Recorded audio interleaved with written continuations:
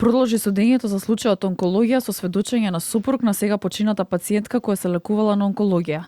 Сведокот се изјасни дека прво обвинетиот или екс-директорот на онкологија бил коректен кон тоа семејство и не бара никаква оштета, ниту е за тоа кривично да се гони Васев. Лекувањето на пациентката започнало од 2012 година. Најпрво била третирана кај доктор Мери Пешевска, но потоа било понудено лекувањето да продолжи кај Нино Васев со програма која била експериментална.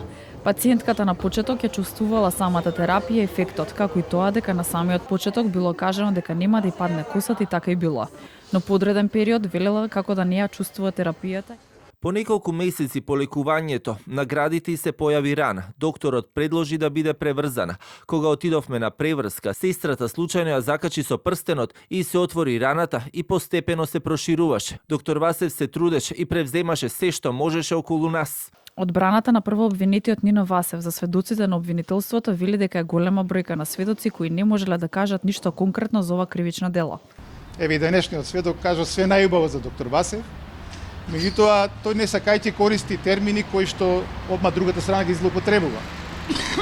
Користи термин експериментална постапка, а всушност се работи за универзитетска клиника која што има студии во рамките на своето работење и со согласност на пациентите за одредени случаеви врши студии за да излече заклучоци за во иднина и подобро да ги лечи пациентите.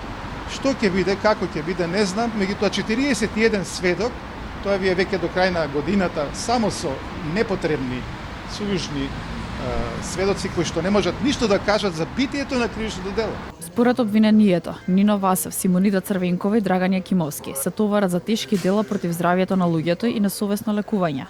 Кај 29 пациенти биле применети неподобни терапии со отстапување во дозирањето и без соодветна проценка на здравствената состојба. Следното рочиште е закажано за 22 октомври.